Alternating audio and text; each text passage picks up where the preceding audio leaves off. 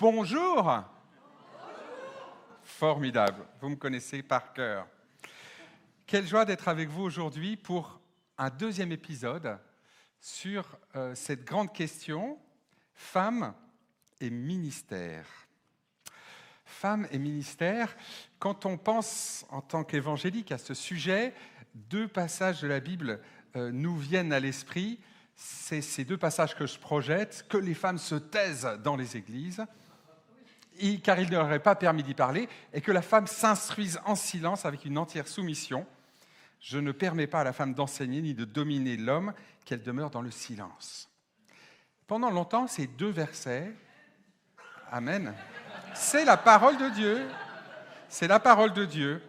Et pendant longtemps, ces deux versets ont pour moi été un obstacle à voir une femme enseigner, alors que je voyais des femmes formidables, pleines de capacités, de dons, douées par Dieu pour le faire. Et je me demandais, ok, qu'est-ce qui se passe ? Je vous ai parlé dans la prédication du 15 avril du cheminement que j'avais fait, mais je vous avais surtout projeté cette image. Alors pour ceux qui n'étaient pas là le 15 avril, je vous demande, qu'est-ce que vous voyez sur cette image ? Vous voyez un arbre jaune. Ok. En fait, il y a une forêt verte et un arbre jaune au milieu.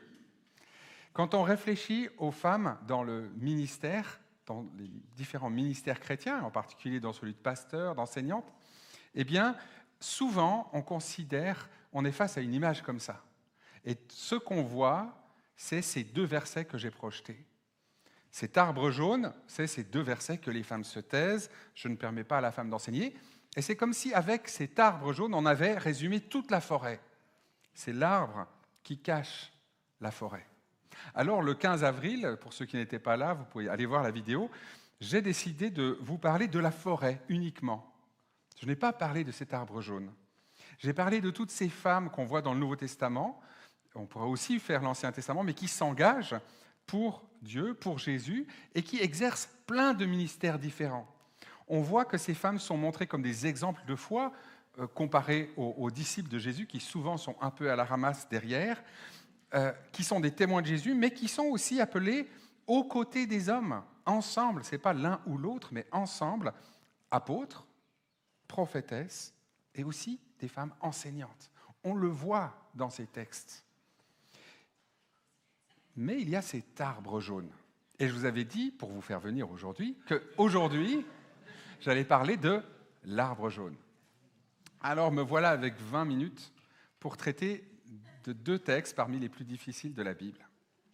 Ces deux textes, que les femmes se taisent, je ne permets pas à la femme d'enseigner, qui sont, tout le monde le reconnaît, quelle que soit la position qu'on ait sur le ministère des femmes dans l'Église, ces textes sont difficiles. On ne peut pas juste dire « Oh, mais il y a une façon simple et naturelle de les lire, et puis tous les autres, ils se crêpent le chignon. » Non, non.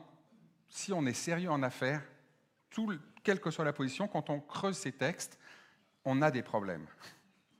Alors, la question est, qu'est-ce qu'on va faire jouer ? Quel contexte on va prendre ? Et je vous propose de commencer par le premier texte, donc celui qui se trouve dans 1 Corinthiens 14. Voici le verset en entier. Que les femmes se taisent dans les églises, car il ne leur est pas permis d'y parler. Qu'elles soient soumises, comme le dit aussi la loi, car il est choquant qu'une femme parle dans l'église. Une des premières choses que j'apprends à mes étudiants, en tant qu'enseignant de la Bible, c'est un texte, hors de son contexte, est un prétexte. Alors quand on prend juste un texte, un arbre jaune, non, on n'a pas résumé la forêt.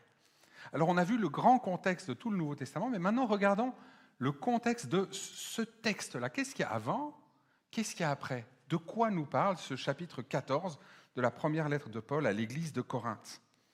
Alors il ne parle pas du tout de la question des hommes et des femmes, de est-ce que les hommes peuvent parler, les femmes peuvent parler ? Non, ce n'est pas ça l'enjeu du tout. L'enjeu de ce texte, c'est est-ce que c'est mieux de parler en langue ou est-ce que c'est mieux de prophétiser, quand on se rencontre tous en église ? Et il y a tout un chapitre là-dessus. Alors, sur le parler en langue, on a eu une belle prédication à l'automne. Sur la prophétie, je suis sûr qu'il y en a eu ou il y en aura eu une autre.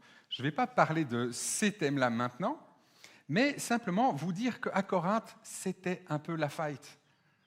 Il y avait les partisans du parler en langue, il y avait les partisans de la prophétie, et puis Paul arrive avec cette phrase, « Dieu n'est pas un Dieu de désordre, mais un Dieu de paix. » Quand vous vous rencontrez, eh bien, Dieu veut la paix. Dieu ne veut pas qu'il y ait de la concurrence entre vous.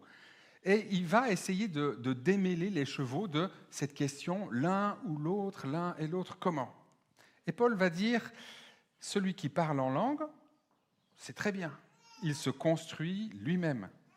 Celui qui parle en prophète construit l'Église. Je veux bien que vous parliez tous en langue, mais je préfère encore que vous parliez en prophète. Parce que quand on est ensemble, on veut construire tout le monde. Si vous parlez en langue, les autres ne vont pas comprendre.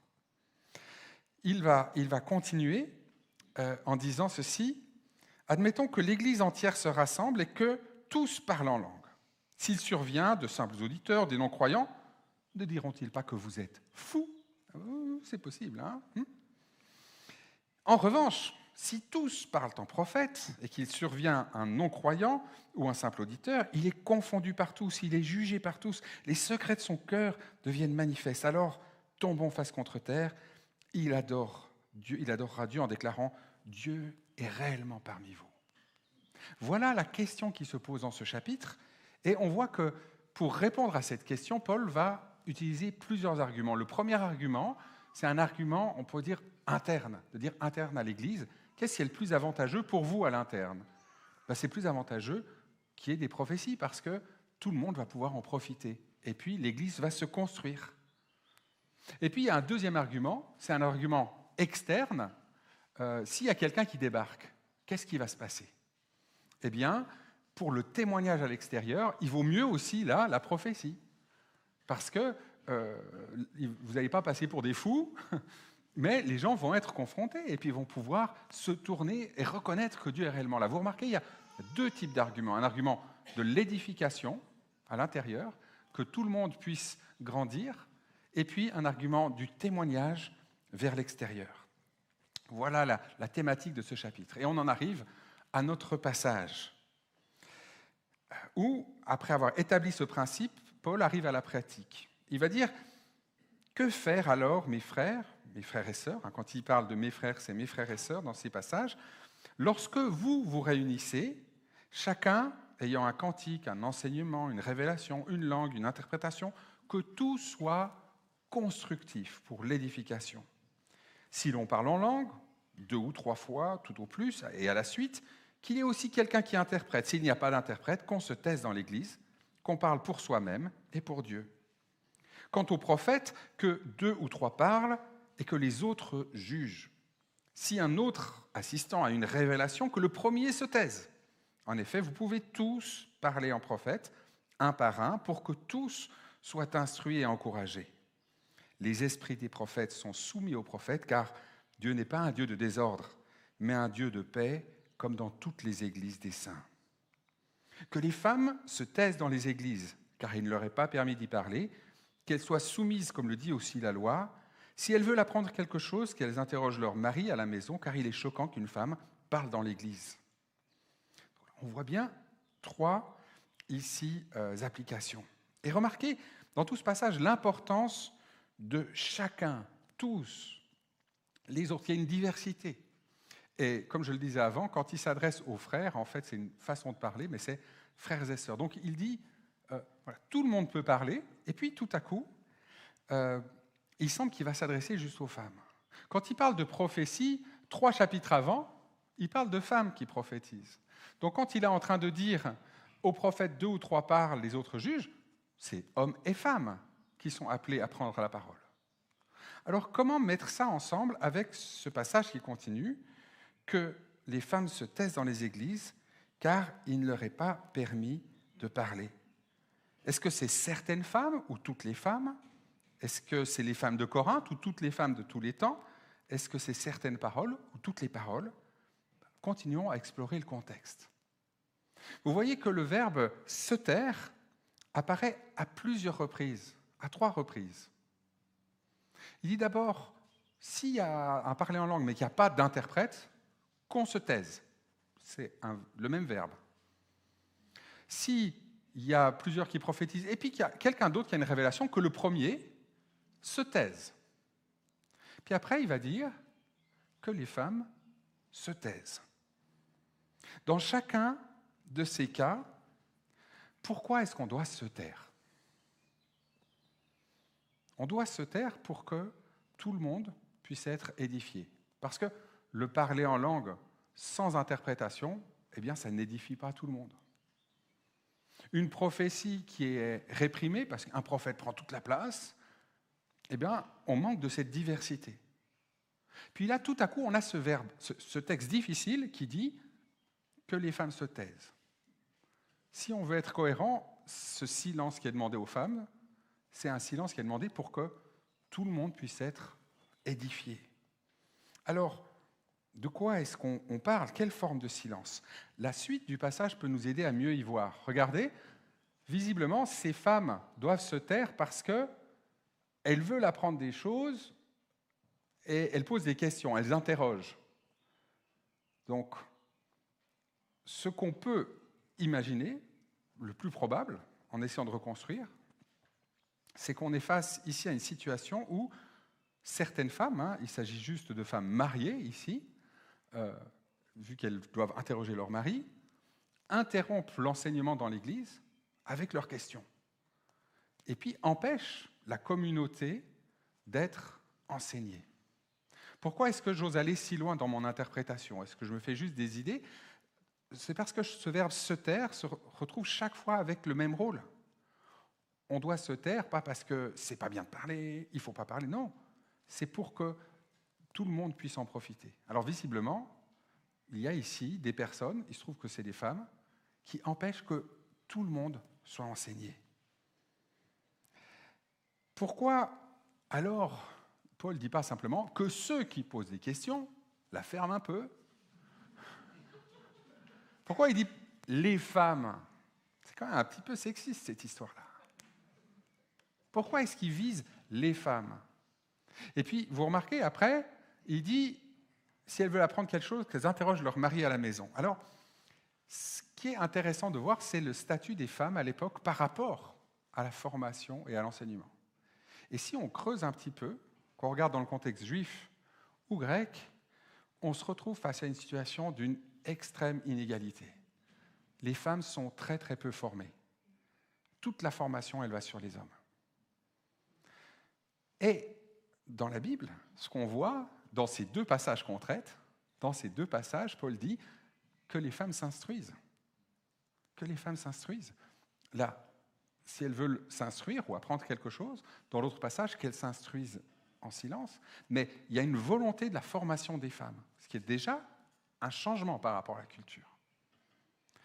Pourquoi est-ce que Paul viserait les femmes qui poseraient des questions qui dérangeraient l'assistance? Eh bien, une possibilité qui semble fort probable, c'est qu'il y a un différentiel de formation dans la communauté. Lorsqu'on va enseigner la Bible, on enseigne à la communauté, puis il y a des hommes qui sont formés et il y a des femmes qui ne sont pas du tout formées. Ça ne ressemble pas du tout à ce qu'on a ici, parce que nous, on est tous formés. Mais si on était avec une situation où il y avait la moitié de la population qui avait un différentiel de formation énorme avec l'autre, comment on fait pour gérer ça? Le choix de Paul, c'est de dire qu'il y a besoin de personnes formées dans l'Église. Et on ne va pas mesurer le rythme de la formation de toute la communauté au rythme de la personne la moins formée, mais on va prendre ceux qui sont formés et leur permettre d'aller plus loin. Et ceux qui ne sont pas encore formés, eh ben, on va leur faire un enseignement privé à la maison par leur mari. C'est ça la stratégie de Paul. Parce que regardez, il ne dit pas qu'elles se taisent puis qu'elles restent bêtes ou ignorantes. Il dit qu'elles se forment, si elles veulent apprendre, que leur mari. Donc il responsabilise les hommes de la communauté qui vont être formés dans la communauté pour qu'ils prennent en charge la formation des femmes. La raison, le but de Paul, c'est que les femmes soient formées, c'est qu'elles soient formées et qu'elles aussi, à terme, puissent être des formatrices, comme aujourd'hui, concrètement. On est arrivé à cette situation.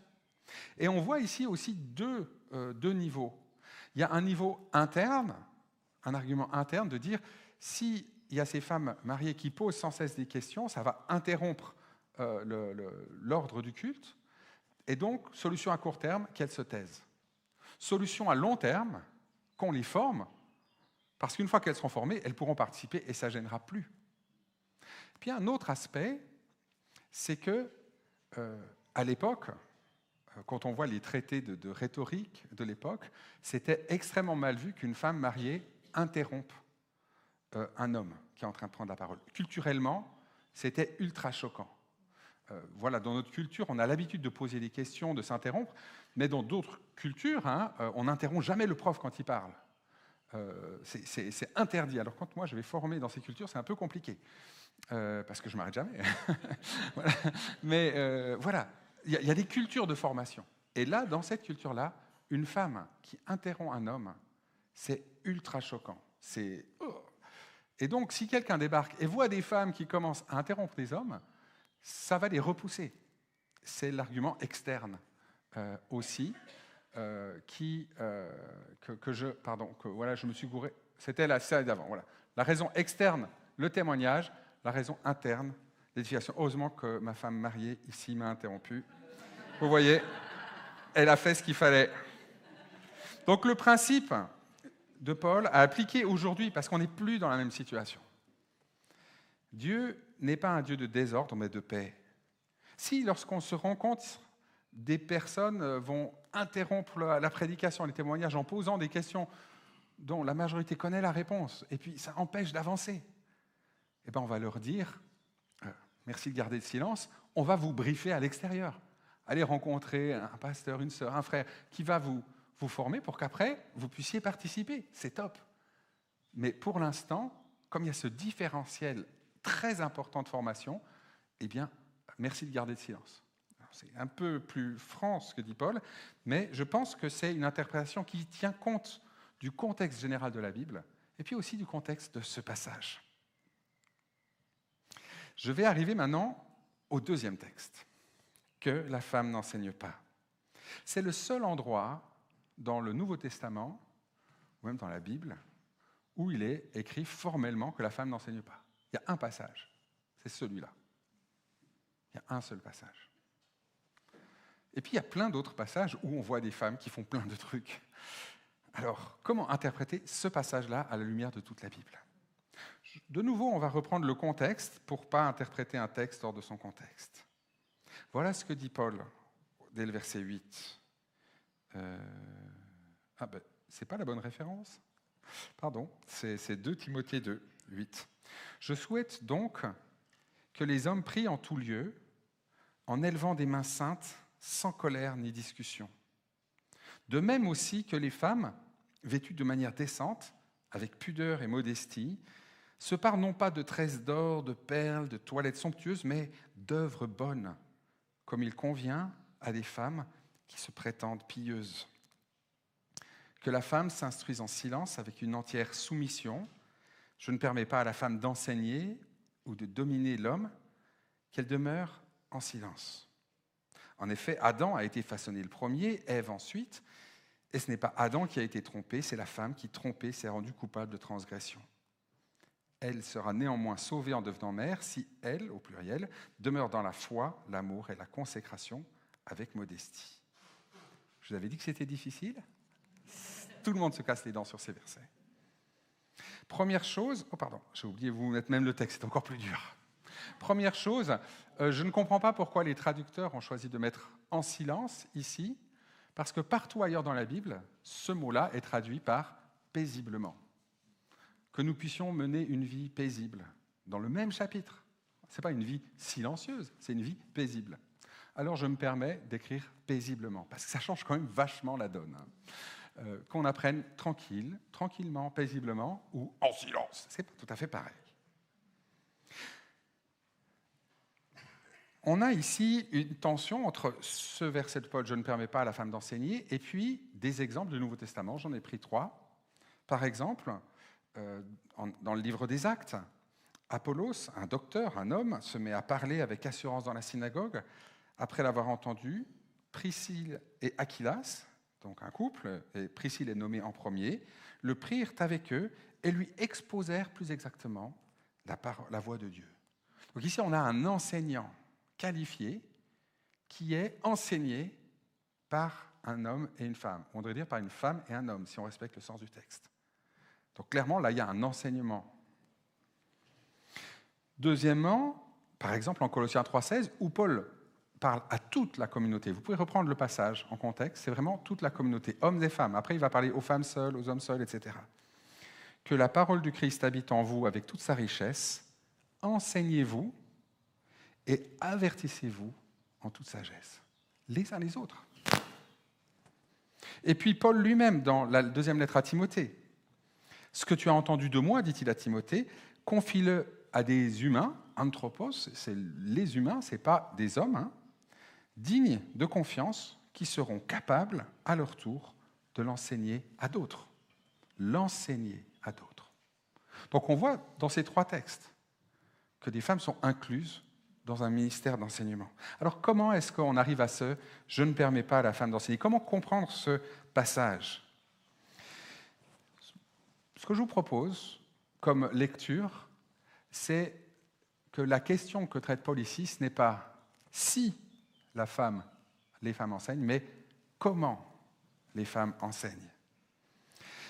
Tout l'enjeu de ce passage se situe dans le lien qu'on opère entre enseigner et dominer.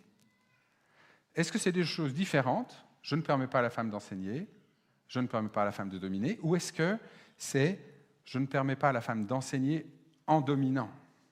Est-ce que les deux sont liés ? C'est sur cette question, en fait, que se séparent les lectures. Et grammaticalement, en grec, les deux sont possibles. Personnellement, je préfère lire comme dans la version de la Bible, Nouvelle Français Courant, je ne permets pas à la femme d'enseigner en prenant le dessus sur l'homme. C'est-à-dire, c'est les deux choses ensemble. On peut tout à fait le lire comme ça en grec, c'est tout à fait du grec normal, mais on peut aussi le lire comme deux choses séparées. Si je le prends de manière ensemble, c'est parce que ce verbe dominer, il ne s'agit pas simplement d'avoir une sorte d'autorité sûre. Mais ce verbe dominer, il est négatif. Autantein, il veut dire tyranniser. Il est utilisé pour parler de la relation entre le maître et l'esclave. Il ne s'agit pas d'une autorité bienveillante, leadership serviteur, où on dirait la femme ne peut pas enseigner et dominer sur l'homme, mais l'homme peut enseigner et dominer sur la femme. Non. L'homme ne peut pas non plus dominer sur la femme. Non. C'est cette relation de maître à esclave. Et c'est ça l'enjeu. Ce n'est pas est-ce qu'elle peut enseigner, mais c'est comment est-ce qu'elles doivent enseigner. Comment est-ce qu'elles doivent enseigner ? On le voit dans ce passage, il y a un mot-clé qui caractérise les femmes. Si vous le voyez, il parle des hommes, et puis après il parle des femmes tout au long. Et il y a un mot qui arrive au début et un mot qui arrive à la fin, c'est le mot modestie, qui veut aussi dire simplicité, humilité, et qui, au début, va s'opposer à des vêtements, à des bijoux, etc. Et puis, à la fin, il va s'opposer, il va caractériser cette foi dans l'amour et la consécration. On peut comprendre aussi un peu mieux si là, on regarde un autre contexte, qui est celui de la ville d'Éphèse, lorsque Paul écrit. Parce qu'on aurait pu dire aussi, Paul aurait pu simplement dire que personne n'enseigne en dominant sur l'autre. Bah ouais, pourquoi viser les femmes de nouveau ? Qu'est-ce qu'il a ce Paul, ce macho ? Pourquoi est-ce qu'il vise les femmes de nouveau ? Et là, le contexte d'Éphèse peut vraiment, vraiment être intéressant. Qu'est-ce que nous disent les textes des 2 lettres que Paul écrit à Timothée à propos des femmes ? À quoi ressemblent les femmes de l'Église, les femmes à qui il écrit ? Eh bien, on voit juste avant qu'il y a visiblement déjà un problème avec cette affaire de bijoux, d'or, de perles, de toilettes somptueuses. Puis on se dit, franchement, il est coincé, c'est joli, une femme avec des bijoux, pourquoi pas?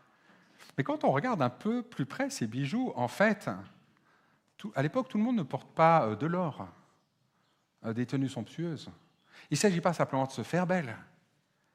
Il s'agit d'un enjeu de pouvoir et d'exhiber sa richesse et donc son pouvoir sur les autres. Il y a un enjeu qu'on pourrait dire politique et économique dans cette histoire. À travers les bijoux, je montre que moi, je suis riche et donc que je vaux plus que les autres femmes qui n'ont pas ça. Peut-être que certains hommes aussi, qui ne sont pas de la même classe que moi. D'autres enjeux à propos des femmes dans les 2 lettres pastorales, c'est intéressant. Il parle des femmes qui cherchent à s'instruire, mais de la mauvaise manière.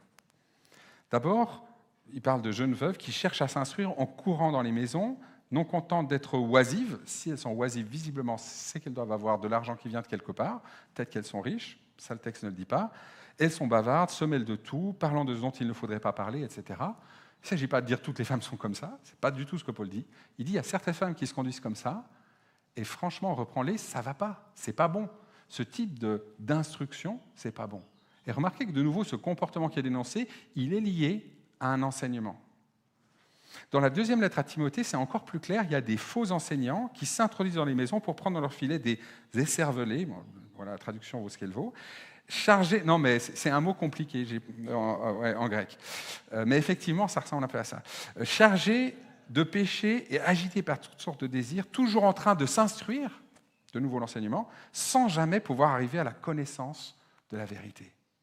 On voit que ces femmes, il y a un enjeu d'enseignement qui les emmène sur de mauvais chemins. C'est la description de certaines femmes et d'autres femmes, alors est-ce que c'est les mêmes? Moi je plaiderais que c'est les mêmes, qui ont du pouvoir.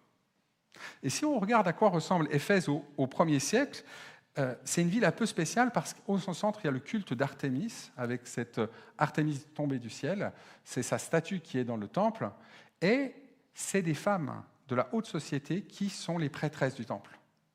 Et le temple sert aussi de banque pour la ville, pour prêter. Donc c'est un centre religieux, économique, social, dirigé par les femmes.